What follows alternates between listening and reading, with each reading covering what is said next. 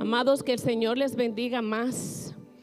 Damos gracias al Señor por estar en su casa y por este tiempo glorioso en el que de tantas formas nosotros hemos podido adorarle, hemos podido bendecirle. Yo oro al Señor para que nosotros estemos aquí y que nada nos impida y que nos concentremos en este lugar y que Él pueda traer bendición a nuestras vidas. Yo quiero que usted salude al que está a su derecha y a la izquierda y cuando le dé la mano, dígale, vístete de paciencia. Vístete de paciencia. Vístete de paciencia. Hazle caso a Danilo, Mariel, y vístete de paciencia. Aleluya. Vístete de paciencia. Y quisiera invitarle a que abran sus Biblias en el libro de Santiago, capítulo 5. Libro de Santiago, capítulo 5. Por favor, puedan abrir sus Biblias y vamos a leer la palabra del Señor, versos 7 y 8. Dice la palabra: amados hermanos, tengan paciencia. ¿Qué es lo que dice que debemos tener? Tengan paciencia mientras esperan el regreso del Señor. ¿Hay alguien en este lugar que esté esperando el regreso del Señor? Amén. Yo quiero preguntarlo de nuevo. ¿Hay alguien que está esperando el regreso del Señor? Bueno, Santiago nos está diciendo, entre tanto que esperamos, Fior, ten paciencia. Entre tanto que esperamos, tengan paciencia. Sigue diciendo el texto, piensen en los agricultores que con paciencia esperan las lluvias en el otoño y la primavera. Con ansias esperan a que maduren los preciosos cultivos. Ustedes también deben ser pacientes. Anímense, porque la venida del Señor está cerca. Cuando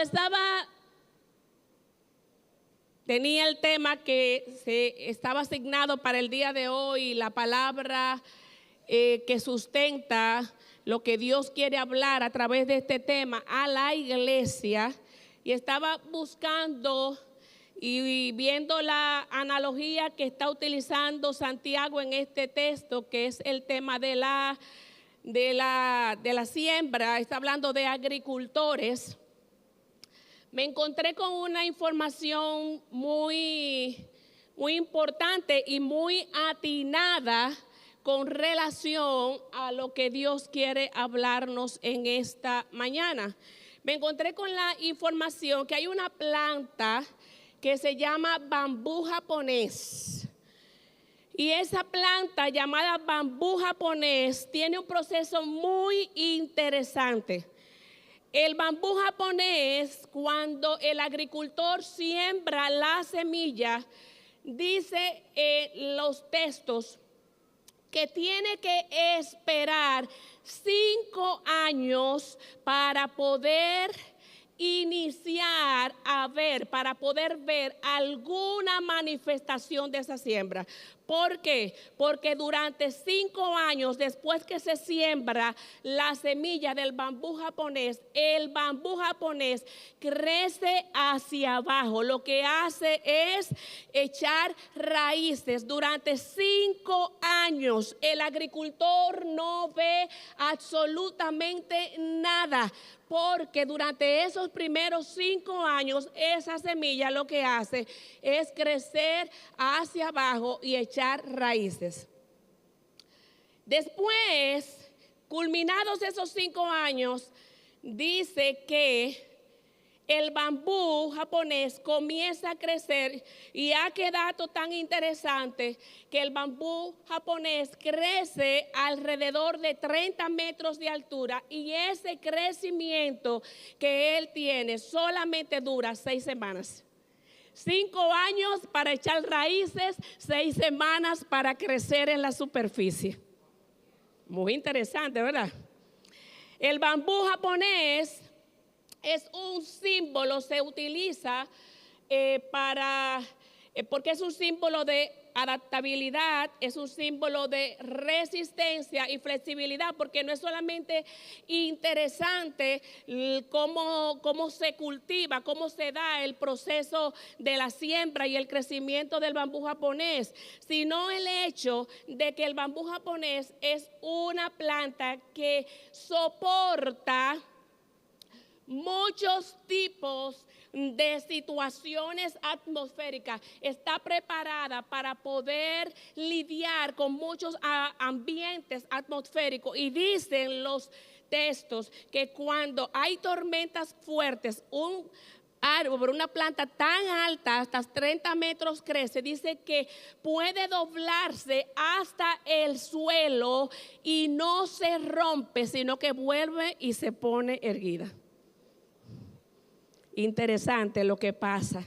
Se puede doblar hasta llegar al suelo y no se rompe, sino que vuelve y se mantiene de pie. Yo me preguntaba cuando estaba leyendo sobre el bambú japonés, ¿qué necesita el agricultor del bambú japonés para tener éxito en su asignación, para poder esperar con paciencia un proceso que es tan largo, tan irregular, tan peculiar? Y hay 3 cosas que el Espíritu trajo a mi mente que tiene que hacer el agricultor japonés para poder esperar. Que dicho sea de paso, una de las cosas o parte de las condiciones que tienen que ser dadas cuando se siembra el bambú japonés es que el agricultor tiene que mantener el lugar donde fue sembrado siempre húmedo, tiene que mantenerse cuidando, tiene que mantenerse abonando la tierra donde fue sembrada, independientemente de que no esté viendo nada. Y de igual manera, otra cosa que tiene que hacer el agricultor de la planta del bambú japonés es que tiene que estar atento a las malezas que crecen al alrededor, porque constantemente tiene que estar quitándolo, porque una de las cosas que hacen la maleza es que absorben el agua que está destinada para el bambú japonés, y por lo tanto tiene que vivir arrancando las malezas. ¿Para qué? Para que todo el agua que se le echa donde está sembrado el bambú japonés, que el agricultor no lo está viendo, pero que sabe que está sembrado, pueda llegarle solamente a él y la maleza no absorba los nutrientes que están destinados para el bambú japonés. 3 cosas que tiene que hacer el agricultor del bambú japonés para tener éxito, y es conocer el proceso. Otra cosa es que tiene que confiar en el proceso. Y la tercera es que tienes que esperar. ¿Usted está de acuerdo conmigo? Tiene que conocerlo, porque imagínese usted que él siembre y pase 1 año, 2 años, 3 años, 4 años, 5 años sin ver ningún resultado de esta siembra. Si él no conoce cómo se da el proceso de la siembra del bambú japonés, ¿qué es lo que va a hacer él? ¿Se va a desesperar? Se va a desesperar, posiblemente entienda que no, o posiblemente el agricultor del bambú japonés, si no conoce el proceso, hasta siembre otro árbol donde sembró el bambú japonés, porque entendió que ahí no se va a dar nada. ¿Hay alguien espiritual que esté entendiendo lo que el Señor nos está hablando en esta mañana? Posiblemente, si él no conoce el proceso, se va a desesperar. Y en esa desesperación puede hacer que deje de abonar la semilla, y en segundo lugar, que siembre otra semilla en el lugar donde está destinado que salga el bambú japonés. Por lo tanto, el agricultor del bambú japonés, para tener éxito, tiene que conocer el proceso, tiene que creer, tiene que confiar, y tiene de igual manera que esperar pacientemente que se dé lo que está establecido. Vístete de paciencia. Partiendo del original, la palabra paciencia tiene varios significados que parten de una definición particular. Partiendo de ese original, la palabra paciencia, que en el griego se escribe así, upumone, ¿verdad? Con el acento, upumone, es la pronunciación, significa permanecer debajo. La palabra paciencia, nosotros podemos tener muchos significados, pero partiendo del texto y del original del texto, la palabra paciencia en este texto significa permanecer debajo. Y ese permanecer debajo tiene 3 implicaciones. Número 1 es que paciencia es la capacidad de soportar y resistir dificultades por un tiempo prolongado. Yo permanezco debajo de cualquiera que sea la situación que me esté dando, porque cuando tengo paciencia yo sé soportar y yo sé resistir independientemente de lo que está pasando. Número 2, tiene la implicación de que paciencia significa permanecer firme en lo que creo independientemente de lo que pase.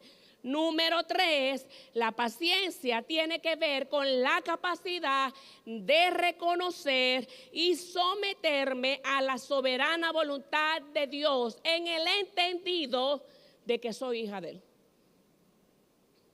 La palabra paciencia, que tiene que ver, tiene que ver o se pronuncia, se escribe de esta manera en el original, permanecer debajo, tiene que ver con permanecer firme en lo que creo, soportar y resistir, capacidad de reconocer y someterme a la voluntad de Dios. ¿Hay alguien que puede leer conmigo esto? Paciencia, 1, 2 y 3 es...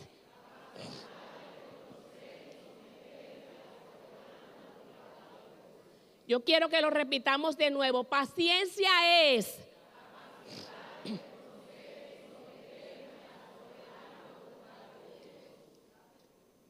reconocer y someterme a ella, soportando, resistiendo y permaneciendo firme. Por eso el significado de la palabra paciencia es permanecer debajo.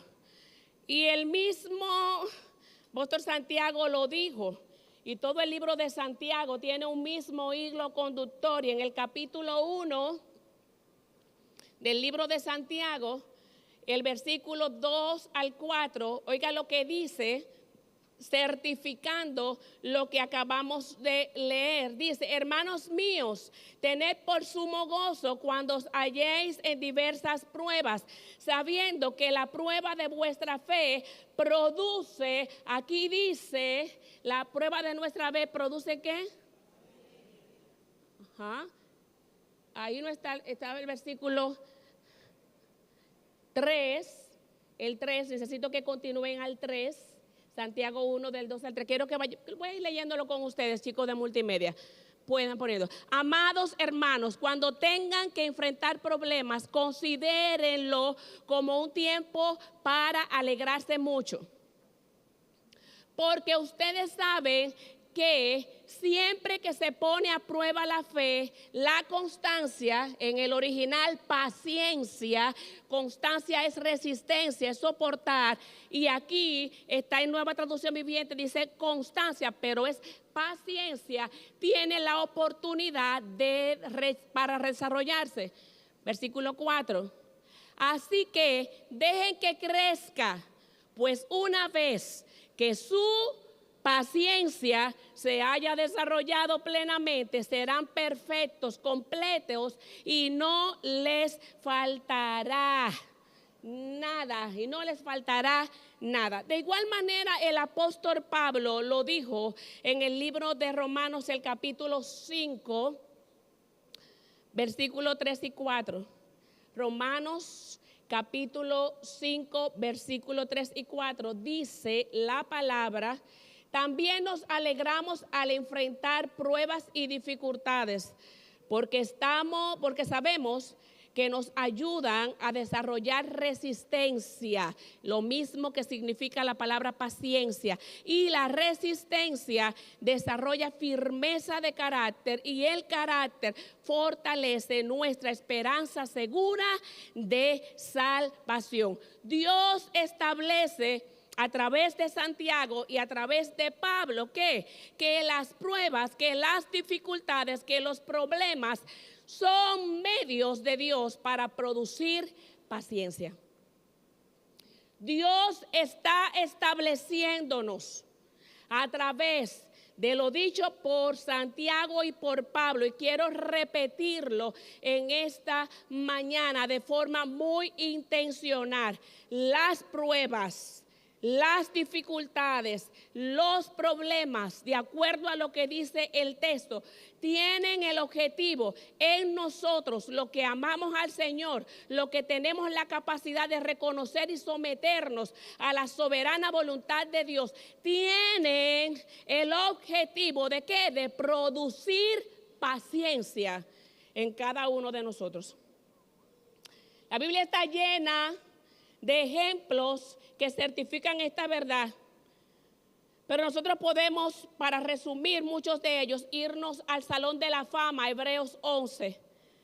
Y en Hebreos 11, Martina, el Señor dice en esta porción que tanto Abel, Enoc, Abraham, Sara, Isaac, Jacob, José, Moisés, Rahab, Gedeón, Bará, Sansón, Jefté, David, Samuel y otros muchos profetas, dice el texto que ellos pelearon grandes batallas, que ellos fueron torturados, que ellos sufrieron burlas, que ellos sufrieron azotes, que ellos sufrieron cadenas, sufrieron prisión, fueron apedreados, fueron aserrados, fueron tentados y muertos a espada, y anduvieron errantes, destituidos, afligidos y maltratados. Eso fue lo que les aconteció a los que nosotros vemos en el Salón de la Fama de Hebreos 11. Así vivieron. Estas fueron las condiciones que les acontecieron a cada uno de estos hombres y mujeres. Y me encanta lo que dice el versículo 13 de Hebreos 11. Oiga lo que dice este texto sobre cada una de estas personas. Todas estas personas murieron aún creyendo lo que Dios les había prometido. Y aunque no recibieron lo prometido, lo vieron desde lejos y lo aceptaron con gusto. Y todos ellos coincidieron en que eran extranjeros, nómadas aquí en este mundo. Los que están en el Salón de la Fama, esos que celebramos y que nosotros queremos ser como ellos. ¿Quién no quiere tener la vida y ser y poder disfrutar de todo lo que dice la palabra que Noé, que Abraham, que Sara, hombres y mujeres de Dios que vieron a Dios? Sin embargo, dice la palabra que murieron creyendo, soportando y resistiendo hasta el fin. Dice que aceptaron con gusto la voluntad de Dios. Lo que está diciendo el texto es eso, amados. Oiga lo que dice el texto, que ellos, Alex, aceptaron con gusto las batallas que pelearon. Ellos aceptaron con gusto que fueron torturados. Ellos aceptaron con gusto que sufrieron burlas. Ellos aceptaron con gusto que fueron azotados, que fueron condenados, que estuvieron en prisión, que fueron apedreados, que fueron aserrados. Ellos aceptaron con gusto cada una de esas circunstancias. ¿Por qué?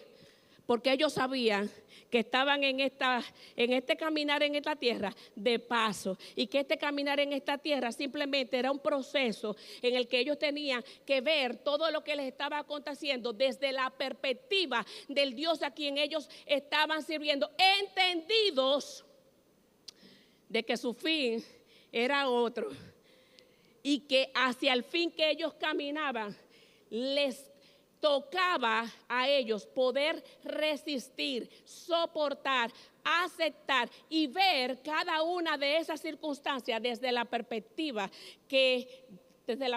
de Dios.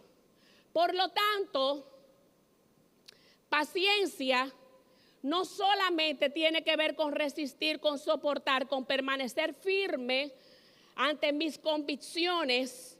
Si paciencia no solamente tiene que ver con yo saber que lo que necesito y lo que estoy pidiendo no es lo que tengo, sino que paciencia tiene que ver con que yo entienda que yo voy a recibir lo que quiero, lo que creo que necesito, lo que estoy pidiendo en el tiempo de Dios y a la manera de Dios.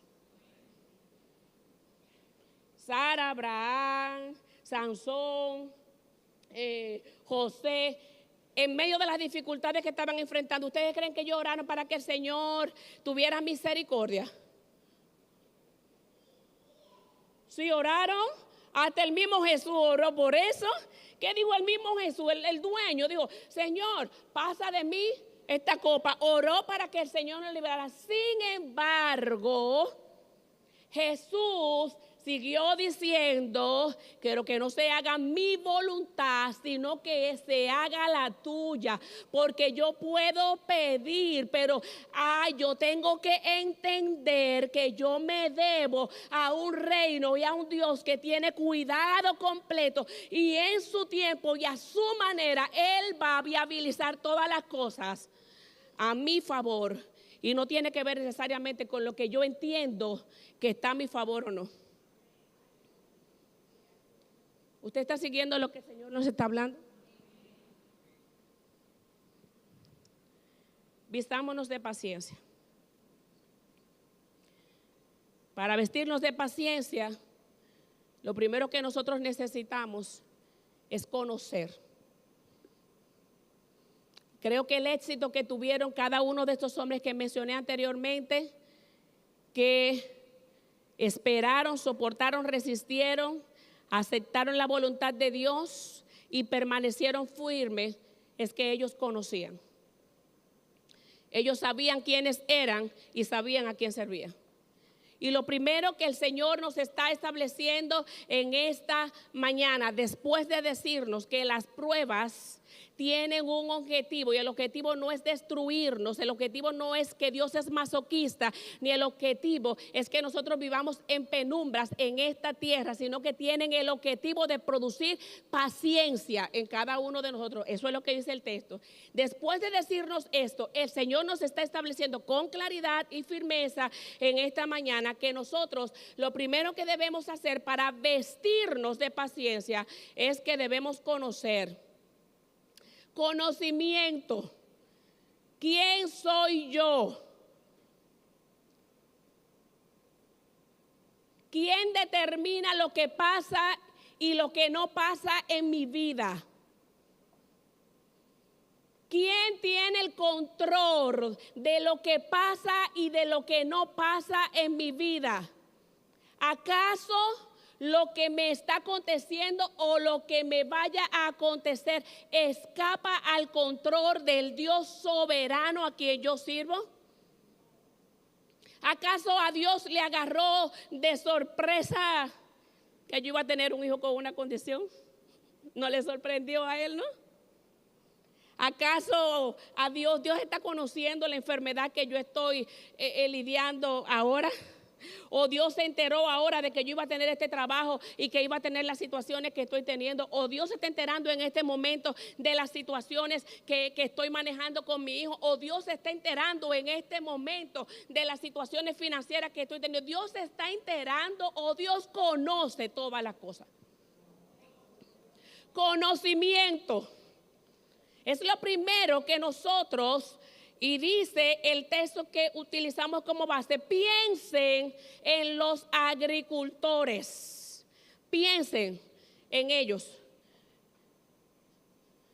Ellos antes de accionar, lo primero que tienen que tener claro cuál es el proceso que tiene que ver con la acción que ellos van a realizar. Tienen que saber, como agricultores, tienen que saber lo que son, tienen que conocer lo que tienen en la mano.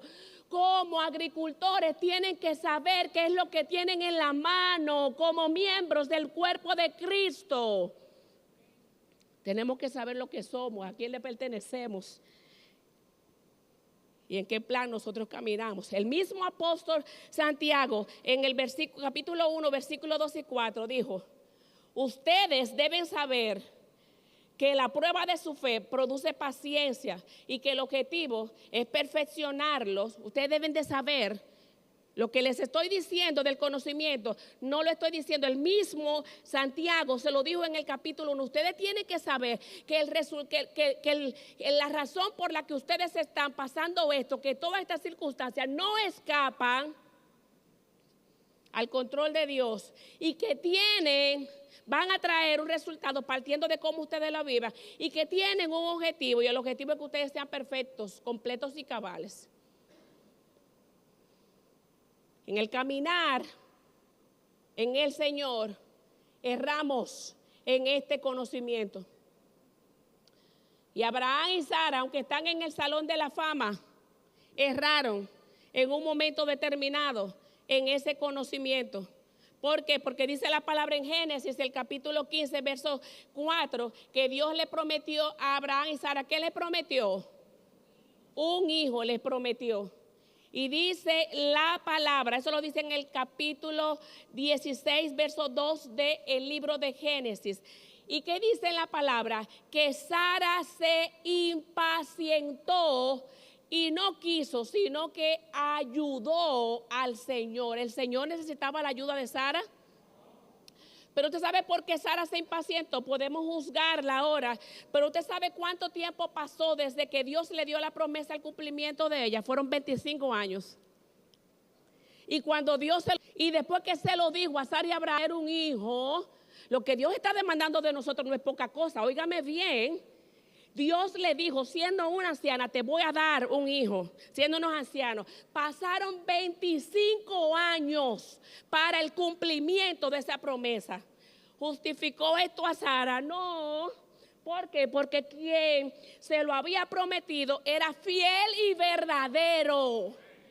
Quien prometió es fiel y verdadero. Y aunque Él es eterno, Él sabe que estamos en esta tierra y que nosotros tenemos un tiempo limitado, y lo que Él ha dicho, Él lo va a hacer independientemente de las realidades que nosotros estemos viendo a nuestro alrededor. ¿Hay alguien que Dios le está diciendo algo en esta noche, en esta mañana?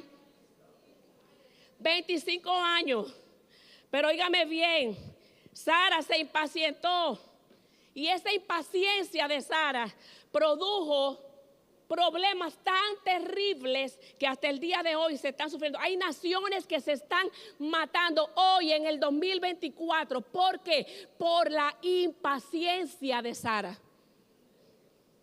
La impaciencia de Sara provocó problemas familiares. La impaciencia de Sara trajo división, trajo guerra, trajo aflicción. Pero dice la palabra en el verso 21, versículo 1 y 2. Oigan lo que dice la palabra.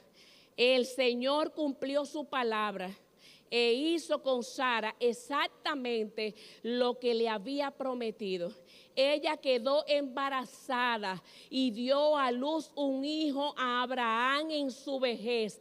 Esto ocurrió justo en el tiempo que Dios dijo que pasaría.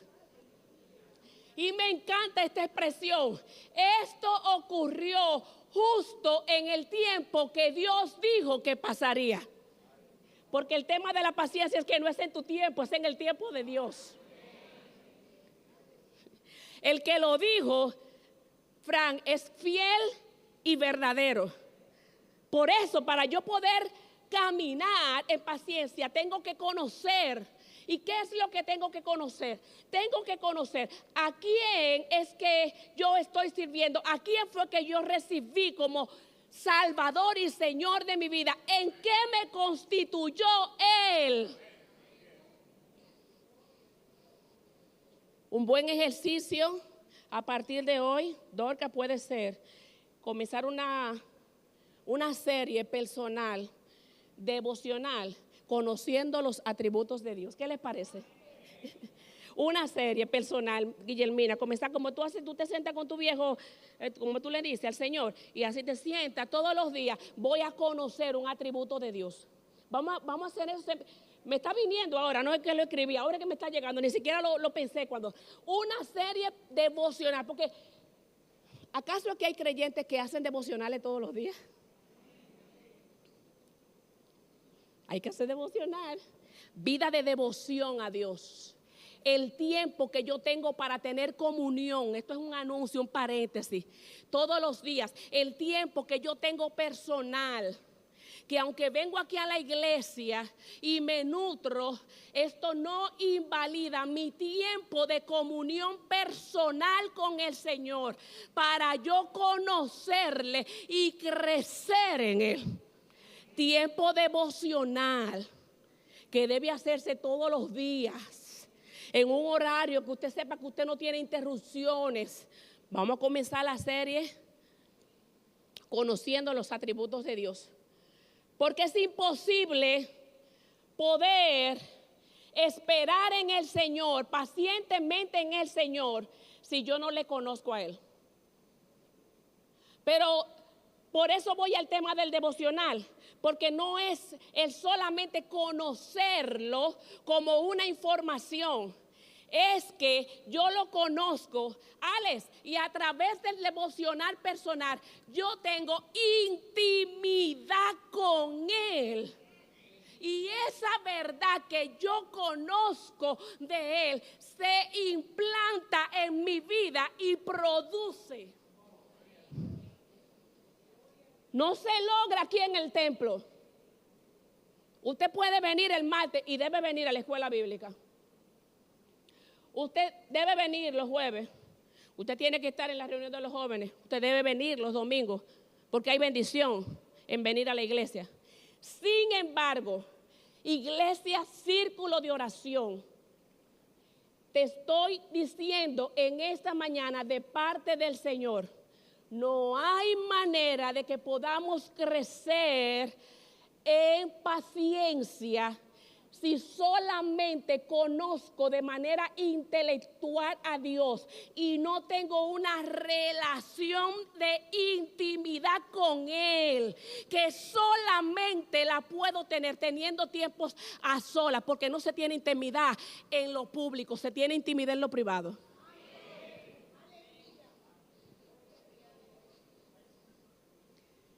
No se tiene intimidad en lo público, se tiene intimidad en lo privado. Se produce, uno se preña cuando tiene intimidad en lo privado. Se para en público, pero se concibe en privado.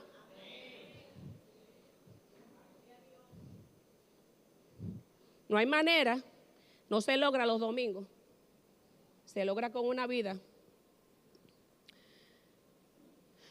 Sara se impacientó y se le olvidó que Dios es supremo. Se le olvidó que Él es fiel y verdadero. Se le olvidó que Él no miente. Se le olvidó que Él no tiene sombra de variación. Se le olvidó que Él no se muda. Se le olvidó que sus promesas están basadas en el sí y en el amén. Se le olvidó que Él es el Señor de todas las cosas. Se le olvidó porque las circunstancias, y quiero inferir que la falta de intimidad hizo que se le olvidara, aunque ella lo sabía. Sí, la falta de intimidad hace que se te olviden las cosas aunque las sepas. Porque la intimidad lo que hace que tú las reafirmes. Pero eso no solamente le pasó a Sara y a Abraham, a Saúl también le pasó. ¿Ustedes saben lo que le pasó a Saúl? Saúl fue el primer rey de Israel y Raúl se impacientó. ¿Usted sabe por qué, hermano Olivares? Porque cuando el pueblo iba a enfrentarse a los filisteos, el Señor le dijo a Saúl que mandara a buscar a Samuel para que ofrecieran un sacrificio antes de ir a la guerra. Saúl mandó a buscar a Samuel, pero Samuel se tardó en llegar. Y usted sabe lo que pasó con Saúl, se impacientó. Y usted sabe lo que hizo Saúl, ofreció el sacrificio él. Y usted sabe lo que pasó, que el sacrificio tenía que ofrecerlo Samuel. ¿Por qué? Porque Dios dijo que era Samuel. ¿Y quién es que manda? ¿Es Dios? ¿Y cómo es que tenemos que hacer la cosa? Como Él diga que tenemos que hacerla. No se trata de las circunstancias. Las circunstancias no pueden invalidar. No importa lo que nosotros estemos viendo. Lo que Él dijo es lo que tenemos que llevar a cabo. A eso no le podemos añadir ni quitar. Es literalmente como Él lo dijo. Se impacientó. Y usted sabe lo que le costó a Samuel eso, a Saúl. Le costó su reinado. Dios lo quitó y puso y buscó otro rey conforme a su corazón. Pero eso no solamente le pasó a Abraham y a Sara y a Saúl, a Rebeca también. Dios le dijo a Rebeca. ¿Quién fue que le dijo a Rebeca? ¿Quién se lo dijo? Dios le dijo a Rebeca. Rebeca. Dios le dijo a Rebeca. Dios le dijo, Dios le profetizó que su hijo menor, Jacob, recibiría la bendición del hijo mayor, que era Esaú. Dios se lo dijo. Cuando Isaac mandó a buscar a Esaú, porque ¿a quién fue que Dios se lo dijo? Dios se lo dijo a Isaac. ¿A quién fue que se lo dijo?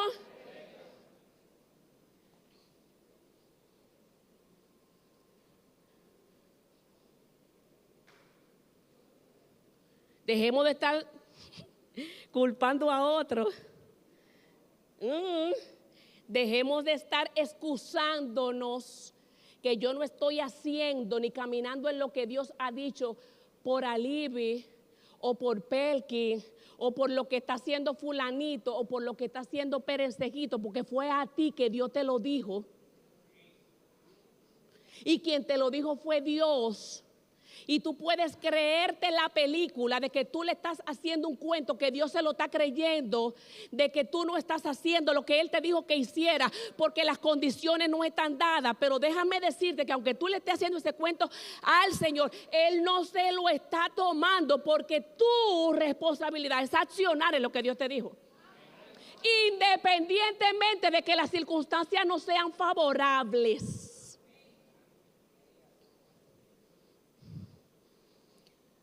Dios le dijo a Rebeca, Jacob va a recibir la bendición de la primogenitura. Isaac mandó a buscar, ¿a quién? A Esaú, que era el que le tocaba. Y cuando Rebeca vio eso, ¿qué pasó Rebeca? Se impacientó. ¿Y qué hizo? Elaboró un plan.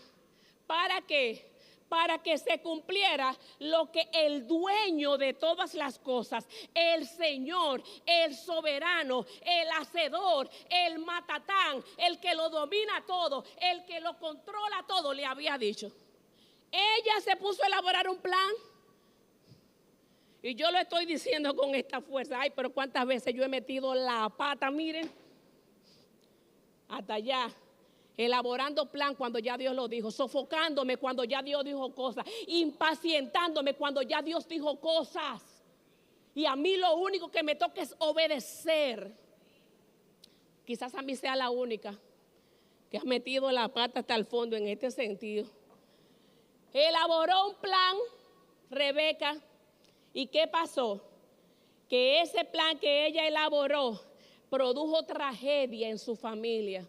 Este plan trajo división en su familia. Este plan trajo contienda en su familia. Este plan trajo aflicción en su familia. Este plan trajo enemistad en su familia. Porque Dios no necesita que nosotros lo ayudemos. Lo único que Dios pide es que le obedezcamos. Dios no necesita que nosotros le ayudemos. Lo único que Él está pidiendo es obedézcanme. ¿Hay alguien que puede repetir esto conmigo a la cuenta de 3? 1, 2 y 3.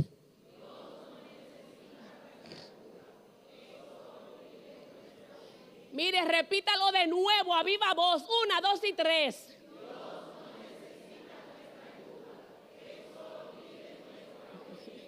Es eso lo único que le está pidiendo. Él no necesita que yo le ayude, pero ven acá. Desmontémonos de ese caballo, amado, porque explícame, a Dios, ayudando a Dios. A Dios.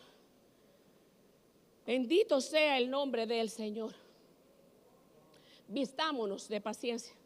Para vestirnos de paciencia, yo no solamente necesito conocer, sino que yo necesito confiar y esperar. Para vestirme de paciencia no solo necesito conocer, sino que necesito confiar y esperar. El texto que acabamos de leer dice que pensemos en los agricultores. ¿Qué es lo que pasa con los agricultores? Que ellos con paciencia esperan la lluvia del otoño y de la primavera. Los agricultores no pueden producir estaciones, pero ellos saben que van a acontecer. Y ellos saben que hay un Dios que determinó un orden para todas las cosas, que estableció una palabra y que Él va a hacer que las cosas sucedan en el tiempo que tiene que suceder. El agricultor siembra, el agricultor hace el hoyo para poner la semilla, el agricultor echa el agua, el agricultor quita la maleza, pero el agricultor no produce estaciones. Después que hace todo eso, lo único que tiene que hacer es confiar y esperar. ¿Y esperar qué? Que se va a dar. ¿Por qué? Porque el que me mandó a hacer esto sabe que se necesitan las estaciones para que el fruto crezca. El que me mandó a sembrar sabe que se necesitan las estaciones. Él no está jugando, él no es un loco, él no está improvisando, él lo sabe, él lo va a producir en el tiempo que sea, él sabe. Porque él es fiel y verdadero.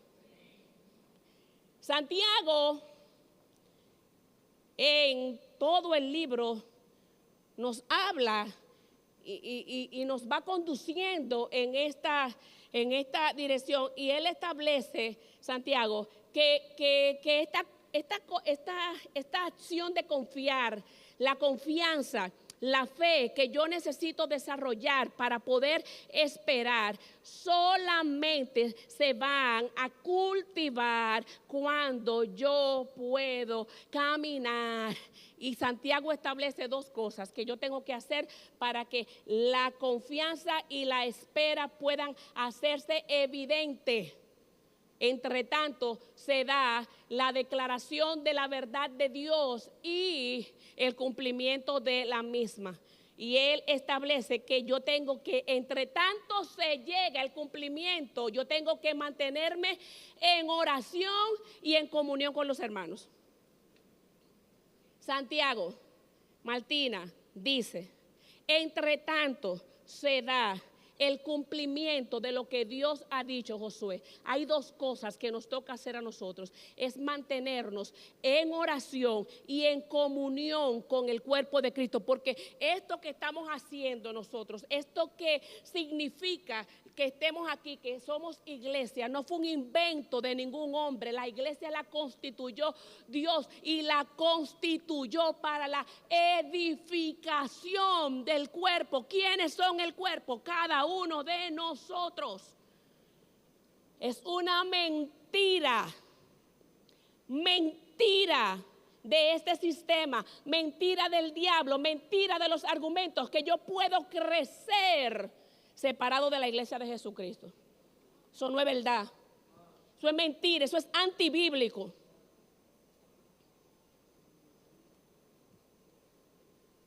Totalmente antibíblico. Totalmente antibíblico. Santiago dice, ¿dónde lo dice? El texto que nosotros estamos utilizando como base es Santiago 5, 7 al 8. Y en el texto del 13 en adelante, el apóstol Santiago nos establece esas dos verdades. ¿Qué dicen? Santiago 5, del 13 al 18. ¿Alguno de ustedes está pasando por dificultades? ¿Qué debe hacer? Que ore. Síganme con el texto porque yo le puedo estar leyendo otra cosa. No se dejen engañar, certifíquelo. Si alguno de ustedes está pasando por dificultades, ¿qué debe hacer? ¿Alguno de ustedes está feliz? ¿Qué es lo que debe hacer? ¿Alguno de ustedes es enfermo? Que llame a los ancianos de la iglesia y que venga y ¿qué? Por él y lo unjan con aceite en el nombre del Señor. Versículo 15. Una ofrecida con fe sanará al enfermo y el Señor hará que se recupere, y si comete pecado será perdonado. Versículo 16. Confiésense los pecados unos a otros y hagan ¿qué? Y los unos por los otros, oren los unos por los otros para que sean sanados. La ferviente de una persona justa tiene mucho poder y da resultados maravillosos. Versículo 17. Elías era tan humano como cualquiera de nosotros. Sin embargo, cuando con fervor para que no cayera lluvia, no llovió durante 3 años y medio. Más tarde, cuando volvió a ¿qué? El cielo envió lluvia y la tierra comenzó a dar cosecha. 7 veces menciona la palabra orar los textos que siguen a la declaración del apóstol Santiago de que tengan paciencia. Y en el contexto que se dan todos esos espacios de oración es en el contexto de la comunión del cuerpo de Cristo. Llamen, oren uno con otro. Oración, comunión con el cuerpo de Cristo. Leyendo sobre Santiago, me llama la atención, atendiendo a lo que Santiago está diciendo en este texto y el ejemplo que nos pone a Elías, me llamó la atención a que a Santiago tenía 2 calificativos. Wander, 2 calificativos tenía Santiago, 2. A Santiago le decían el justo y también le decían el camello de la rodilla vieja. Le decían estos 2 calificativos para que usted vea que quien está hablando no está hablando, está hablando y está estableciendo de parte del Señor una palabra viva. Le decían estas 2 cosas por su vida piadosa, por su vida de oración. Santiago tenía las rodillas llenas de callos de lo mucho que oraba. Y por eso le decían Santiago el justo y le decían también Santiago el camello de las rodillas viejas. Porque era un hombre piadoso y era un hombre de oración. Y Santiago, ese hombre justo y de oración, es el que nos está diciendo que en medio del sufrimiento, que en medio de las dificultades, que en medio de los problemas, ¿qué ustedes tienen que hacer? Orar. Nos está diciendo, de hecho, inicia en el capítulo 1. En el capítulo 1 de Santiago, él inicia, cuando ustedes estén andando en muchas pruebas, óigame, una de las cosas que ustedes tienen que hacer es orar. ¿Y por qué dice en el capítulo 1 que tenemos que orar? Tenemos que orar por sabiduría, pidan sabiduría. Ustedes saben por qué Santiago inicia diciendo en el capítulo 1 que cuando estén en dificultades, las dificultades que producen la paciencia, oren. Y lo que ustedes tienen que pedir en medio de esa oración es paciencia. ¿Por qué? Porque lo que tienen que pedir es sabiduría. ¿Por qué? Porque no se trata de venir en oración para yo conocer el por qué Dios me está permitiendo pasar estas circunstancias. No se trata de venir en oración a yo descubrir qué es lo que Dios quiere a través de las circunstancias. Lo que se trata es venir a Él en oración, confiando en que yo soy propiedad de Dios y lo que me está aconteciendo no está separada de la soberana voluntad de Dios, porque yo soy hija. Por eso es que inicia el libro Santiago diciendo, cuando oren, una de las cosas que tienen que pedir es sabiduría. Sabiduría para no venir ante mí a preguntarme, ¿por qué me está pasando esto? Líbrame de eso. Seré que estoy en pecado. Tú te has olvidado de mí. Sabiduría para yo poder entender y asumir que yo tengo que confiar en la soberana voluntad de Dios. Y de hecho, en el mismo capítulo 5 de Santiago, no me he salido del libro de Santiago, en el mismo capítulo 5, verso 11, usted sabe lo que el apóstol dice. Miren el ejemplo de Job. En el versículo 11 de Santiago 5, Dios le dio 10 hijos. Dios le quitó 10 hijos. Cuando le quitó los 10 hijos que le dio, ¿qué hizo Santiago? Jehová Dios, ¿qué dijo Job? Jehová Dios, Jehová quitó. Sea el nombre de Jehová bendito.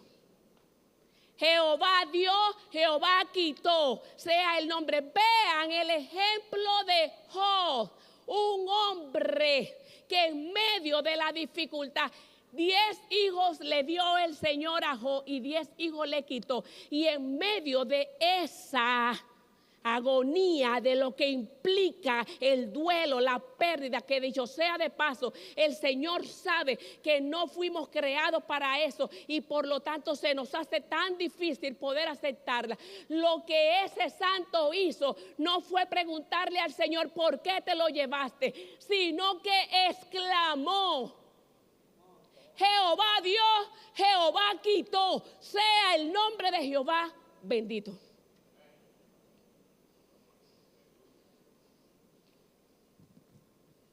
Eso es lo que se produce cuando yo no solamente conozco, sino que tengo una intimidad. Por eso fue que el apóstol Pablo dice en el capítulo 8, verso 28, que todas las cosas obran para bien según el designio de su voluntad. No hay despropósito en Dios. Alibi me enseñó esa palabra. No la había escuchado así. O bueno, hizo eco en mi vida en medio del entierro de su hija. Ella gritaba a viva voz: no hay despropósito en Dios.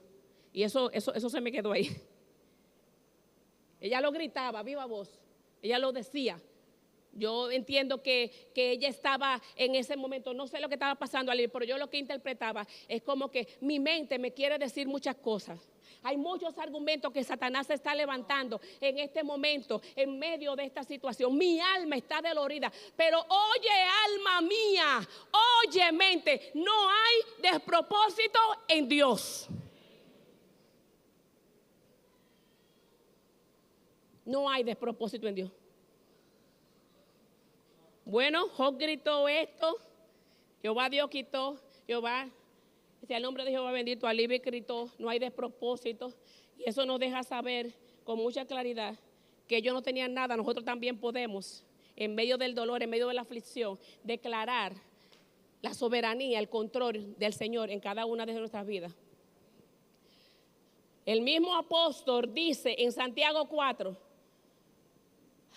ustedes tienen que entender que el asunto no tiene que ver con lo que ustedes quieren, sino con lo que Dios quiere. Y por eso es que en el mismo capítulo 5, versículo 17, dice, óiganme, ustedes tienen que, miren el ejemplo de ¿quién? De Elías. Elías oró de forma ferviente. Elías era un hombre que oraba de manera ferviente y Elías era un hombre justo. Fue el ejemplo que nos puso. Orar fervientemente significa orar de una manera activa, intensa, sincera, dedicada, enérgica, continua. Y justo quiere decir que el que ora está viviendo en consonancia con el Dios a quien le está orando. Elías oraba de manera ferviente, pero era justo. Santiago era el justo y el hombre de, ¿cómo era? El camello de la rodilla doblada. Era un hombre de oración. La oración produce en nosotros, tiene que producir, la oración tiene que producir una vida, tiene que darse en aquellos que tienen una vida que anda en consonancia. Yo no puedo tener una relación con Dios y estar separada de Él. Y eso es lo que nos está diciendo Santiago. Santiago nos está diciendo la oración eficaz. De hecho, Santiago nos dice, la oración eficaz del justo puede mucho. Porque no se trata de una vida piadosa. No se trata solamente de aborrecer el pecado. Se trata de amar la voluntad de Dios. El ser una persona justa no se trata solamente de aborrecer el pecado, de vivir de una forma piadosa. Se trata de amar la voluntad de Dios. Se trata de que cuando yo le pido al Señor, yo no le pido para mi deleite, porque mi norte es Él. Mi norte es que en esta tierra se ponga en evidencia su voluntad, su gloria a través de mi vida. Por eso fue que Santiago nos dijo, en medio de los problemas, ustedes tienen que orar. Y en medio de los problemas, llamen. ¿A quiénes? A la gente justa, a la gente piadosa. Llamen y reúnanse y oren los unos por los otros. Y quiero cumplir, porque me lo hizo como que se saltó así del texto, que el Señor me hizo ver. En el mismo texto dice, confiésense los pecados. Y el Señor me hacía entender. Hay cosas por las que tenemos que esperar, pero hay cosas que Dios ha declarado en la palabra que no tenemos que esperar, que lo que tenemos es que accionar. Con el pecado no se espera, el pecado se confiesa, dice Santiago, y me aparto y me arrepiento, porque el pecado de hecho me separa de la justicia de Dios. Y usted tiene que saber, y yo no le estoy diciendo a usted que usted tiene la capacidad de acercarse porque usted sea justo, porque no depende de lo que yo haga, depende del Señor. Yo tengo la libertad de acercarme a Él porque Él me salvó, no porque yo tenga ningún mérito. Sin embargo, dice el versículo 4 de Salmo 37, deleítate en el Señor y Él se concederá las peticiones de tu corazón. Parece que hay algo que pasa cuando yo me deleito en el Señor. Conmigo cuando yo ando en justicia. Concede a mí mayor cercanía y respuesta de Dios cuando yo ando en obediencia. Parece ser. No es mi mérito que me acerca a Él. Yo estoy con Él por Cristo. Pero mi obediencia produce contentamiento en el corazón de papá. ¿Y qué pasa cuando papá está contento? ¿Qué pasa? Pasan muchas cosas y no precisamente porque papá me va a complacer lo que yo quiera. Lo que pasa es que cuando yo me deleito en el Señor, yo no pido para lo mío, yo pido para su gloria. Porque yo cuando ando piadosa y cuidado, que no es para lo mío. No es que me voy a portar bien para que Él me dé el carro. No es que me voy a portar bien para que Él me dé la casa. Porque cuando yo camino una vida piadosa, cuando yo me deleito en Él, Polonio, yo no pido para mí. Yo no pido de acuerdo a mí. Yo pido para su gloria. Por eso es que en medio de la dificultad, en medio del dolor, en medio de la prueba, el estar en oración me hace a mí confiar y esperar. ¿Por qué? Porque me pone en consonancia con su voluntad. Me alinea con su voluntad. Pero hay cosas que tenemos que confesarle y apartarnos. Para eso no hay que esperar. Para el pecado, para sacar el pecado, para eso no hay que esperar. Para eso no hay que tener paciencia. No hay que tener paciencia. Cuidado, Yo ahora, quizá hay muchas cosas que tú estás medicando en la clínica y que no necesitan medicina, lo que necesitan es una confesión de pecado y apartarse. David dijo que sus huesos mismos sufrieron mientras él cayó. Cuidado lo que estamos estudiando la conducta, porque Nabucodonosor se le afectó el disco duro. El disco duro se le dañó y se le arregló desde el momento que comenzó a reconocer a Dios. Y posiblemente estamos teniendo muchísimos circuitos afectados. Y posiblemente estamos teniendo muchísimas distorsiones cognitivas y estamos andando en muchas situaciones emocionales porque no hemos reconocido quién es Dios, confesado nuestro pecado y nos hemos apartado. Si no, pregúntenle a Nabucodonosor. Yo no sé cómo pasó eso. Desde el punto de vista clínico no lo entiendo. Se volvió loco.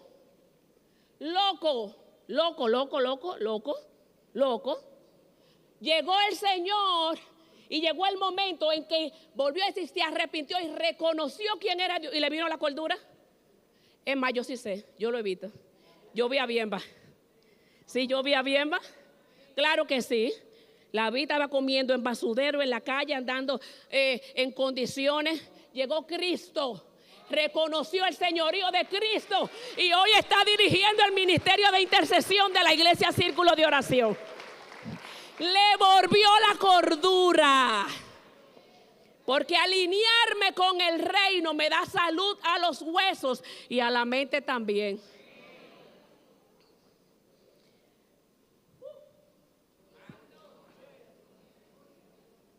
Este evangelio está completo. Este evangelio está completo. Ponme la última frase que yo te mandé, Ilcia. Yo quiero leerlo y que usted lo lea conmigo. En medio de la espera, la oración es un medio de gracia para que nuestro nivel de fe sea elevado. Si no tenemos paz, gozo, reposo, descanso en medio de las adversidades que Dios está permitiendo en nuestras vidas para producir paciencia, para producir paciencia es porque estoy orando solo para obtener lo que quiero o lo que creo que necesito y no para reconocer que en medio de este proceso Dios me está completando y Dios me está perfeccionando. Lo leo de nuevo. En medio de la espera, la oración es un medio de gracia para que nuestro nivel de fe sea elevado. Si no tenemos paz, gozo, reposo, descanso en medio de las adversidades que Dios está permitiendo en nuestras vidas para producir paciencia, es porque estoy orando solo para obtener lo que quiero, lo que creo que necesito, y no para reconocer que en medio de este proceso Dios me está completando, Dios me está perfeccionando. Yo quiero invitarle a que usted cierre sus ojos. Bendito es tu nombre, Señor. Cierre sus ojos. Yo quiero que usted me permita un tiempo. No se pare en este momento, siéntese. Digiera.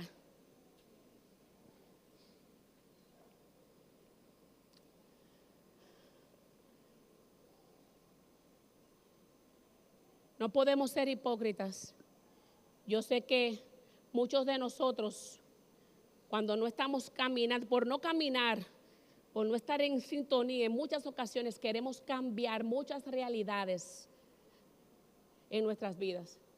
Pero como hijos, lo que nos toca es perseverar con paciencia hasta el fin, creyendo que fiel y verdadero es el que nos llamó. Como hijo, lo que yo debo hacer es soportar, es resistir y permanecer firme en medio de la dificultad, creyendo que yo existo para la gloria de su nombre. Al igual como los que están en Hebreos 11, yo soy un nómada en esta tierra, un extranjero. Yo estoy aquí de paso y mientras esté aquí, yo existo para la gloria de su nombre, para que su nombre sea glorificado. Yo debo creer con firmeza que ninguna de las circunstancias que acontecen en mi vida escapan al soberano plan de Dios. Yo debo de creer que Dios no se tarda ni se duerme, que llegado el tiempo pasará como Dios dijo que iba a pasar. Noé esperó 100 años desde el momento de que se le dijo que construyera el arca hasta el momento en que se puso el diluvio, 100 años. Dios le dijo a José mediante un sueño que su familia se inclinaría ante él y él tuvo que esperar 13 años para poder ver esto. Moisés, Dios le prometió que él iba a liberar al pueblo de Israel y Moisés tuvo que esperar 80 años. Pasó 40 años en el desierto de Madián y pasó 40 años. Y cuando pasó esos 40 años solamente pudo pararse en la frontera y decirle pasen. David tenía 15 años cuando lo ungieron como rey y 30 cuando lo posicionaron como rey. Ana oró fervientemente por un hijo. No sé cuánto tiempo pasó, pero fue un largo tiempo de espera. Pacientemente esperé a Jehová. A mí se inclinó. Y si no me saca del pozo cenagoso, sepa usted, oh rey, que me saque o no me saque, Él es mi Dios. Sepa usted, oh rey, que aunque me queme a Él, que me queme aquí, a Él es que voy a adorar. Sepamos, amados míos del Señor, que somos hijos.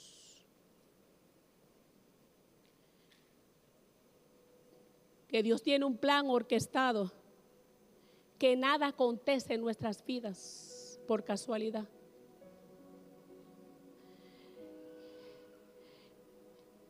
Que el Dios nuestro es soberano. Soberano, soberano, soberano. Paciencia. Paciencia. Capacidad de soportar y resistir las dificultades por un tiempo prolongado. Capacidad firme de permanecer firme en lo que creo, independientemente de lo que pase. Capacidad de reconocer y someterme a la soberana voluntad de Dios en el entendido de que soy hijo. Paciencia.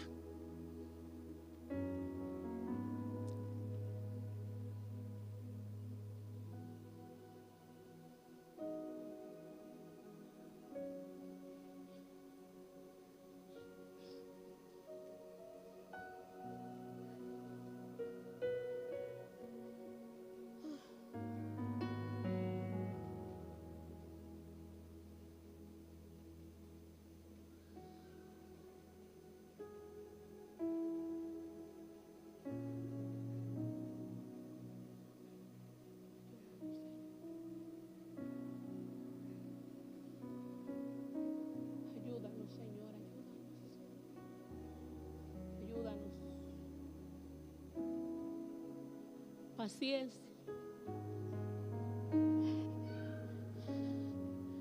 Resistir. Dios no necesita mi ayuda.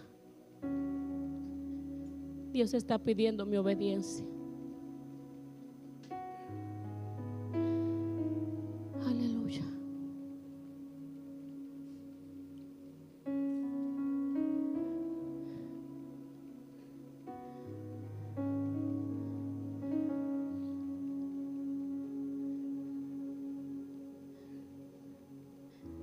el fruto del Espíritu está vigente, está dispuesto para nosotros.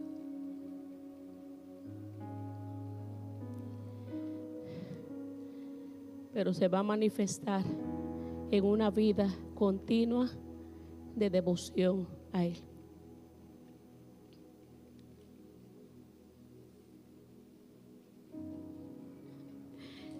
Dios no miente. Él nunca llega tarde.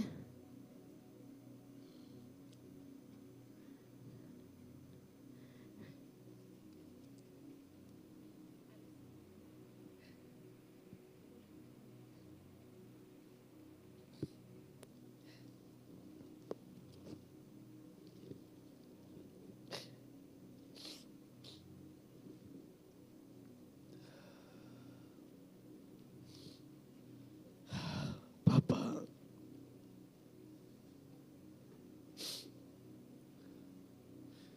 Señor, aquí estamos. Qué bueno poder ser tus hijos. Qué bueno que tú no improvisas con tus hijos. Qué bueno que desde antes de la fundación del mundo ya había escrito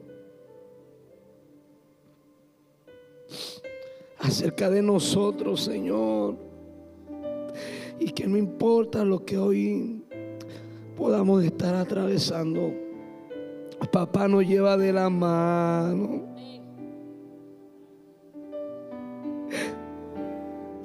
Y aunque nos pueda doler y solo veamos lágrimas y veamos polvo y desierto, ya tuviste el final. Ya tuviste el final. Ayúdanos a confiar en ti. Hoy pedimos perdón, Señor. Y yo pido perdón, Señor, porque la mayoría de los peores errores que he cometido ha sido por la impaciencia. Y tu palabra dice: fíate de Jehová con todo tu corazón y no te apoyes en tu propia prudencia. Hoy regresamos a tu corazón. Hoy regresamos a ti. Ayúdanos a confiar en ti. Confiar es detenernos. Voluntad, Señor. Te pido perdón en este día, Padre. Te pido perdón. Produce el fruto de la paciencia en nosotros. Como dice tu palabra, sean imitadores de aquellos que por la fe y la paciencia alcanzaron las promesas. Hoy nos detenemos. Hoy hacemos un alto en el camino para tomarnos de tu mano, porque tú nos llevas a puerto seguro, Señor. Padre, gracias. Hay alguien en este lugar que en esta mañana quiere entregar su vida a Cristo.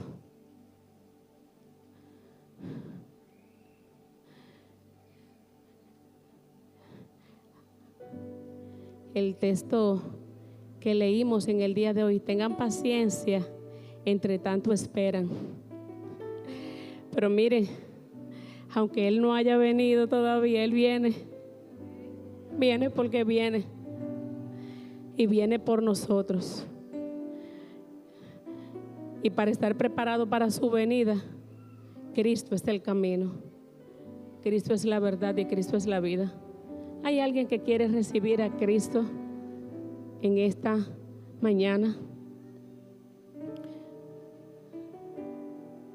Amén. Amén. Gloria al nombre del Señor. Gloria al nombre del Señor. ¿Hay alguien más? ¿Hay alguien más en esta? Ore iglesia, ore iglesia, ore iglesia. Ore iglesia. ¿Hay alguien más en esta mañana que quiere entregar su vida a Cristo, que quiere reconocer a Cristo,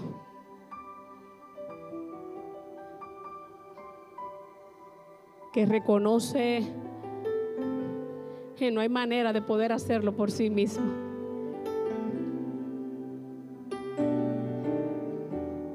Solamente tienes que levantar tu mano ahí donde estás. La misericordia de Dios está vigente en esta mañana. Bendito sea el nombre del Señor.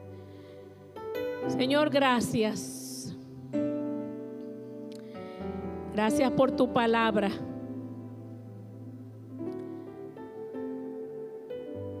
Por tu bendita palabra, Señor. Y qué bueno que en este momento, en esta dispensación que nos ha tocado vivir, nosotros no necesitamos que venga alguien a decirnos algo de parte tuya, porque tú dejaste tu palabra y te has revelado y te has dado a conocer y nos has establecido por tu palabra promesas, lo que tú quieres y lo que estás demandando en nosotros en medio de la espera. Aquí estamos. Henos aquí, Señor. Produce en nosotros y que esta palabra pueda germinar, Espíritu Santo, a través de todo lo que tú quieras, pero que en esta semana tú orquestes un plan para que nos mantengas, Señor, ejercitándonos en la paciencia. Señor, necesitamos volver nuestros corazones a ti. Y esta expresión cobra vida cuando nuestro tiempo también está involucrado con esa determinación. Cuando nuestras acciones están involucradas, ayúdanos a buscarte. Te bendecimos y te honramos en el nombre poderoso de Jesús. Amén y amén. Salude a su hermano. Bendiga a alguien en esta mañana. Paciente esperé en Jehová, a mí se inclinó y oyó mi clamor del pozo de desesperación. Del lodo del fango me hizo sacar sobre peña. Puso mis pies y mis pasos enderezó. Puso luego canción, alabanza a nuestro boca.